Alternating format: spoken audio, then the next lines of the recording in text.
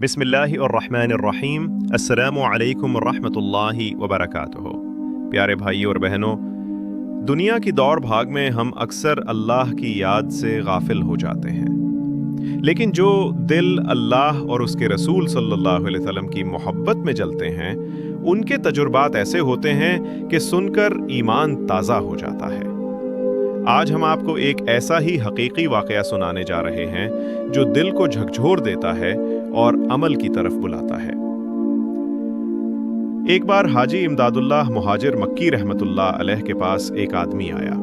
اس نے عرض کیا، حضرت، ذکر، اذکار اور عبادت میں زندگی گزارتی، مگر دل میں ایک تمنا ہے جو مجھے بے چین کیے ہوئے ہے۔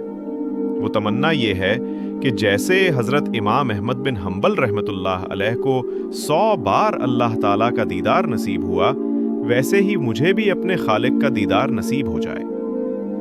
حاجی صاحب نے فرمایا، آج تو عشاء کی نماز پڑھ کر سو جا۔ وہ شخص عشاء کی نماز کے لیے بیٹھا، سوچا کہ فرض نماز تو ادا کرنی ہی ہے، مگر سنتیں چھوڑ دیتا ہوں تاکہ بعد میں پڑھ لوں۔ چنانچہ اس نے صرف فرض ادا کیا اور سو گیا۔ رات کو اس نے خواب میں نبی کریم صلی اللہ علیہ وسلم کا دیدار کیا۔ رسول اللہ صلی اللہ علیہ وسلم نے فرمایا، تو نے فرض تو پڑھ لیا، مگر سنتیں کیوں نہ ادا کی؟ صبح اس نے حاجی صاحب کو پورا واقعہ سنایا۔ حاجی صاحب نے فرمایا، اے اللہ کے بندے، تو نے اتنی نمازیں پڑھیں، اگر اللہ تعالیٰ تیری نمازیں قبول کر لیتا تو تیرے عمل کی حفاظت فرماتا۔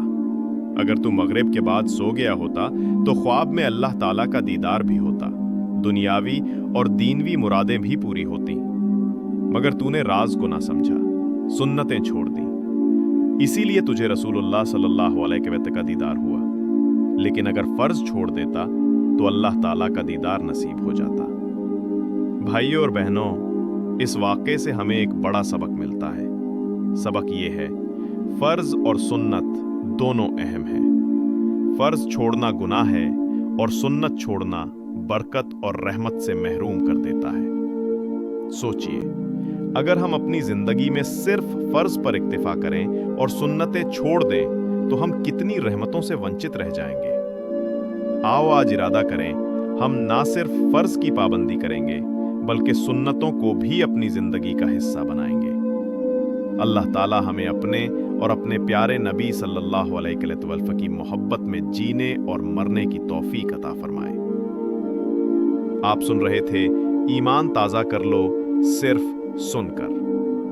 اگر یہ بات آپ کے دل کو لگی تو اس نیک پیغام کو دوسروں تک ضرور پہنچائیں۔ جزاک اللہ خیر۔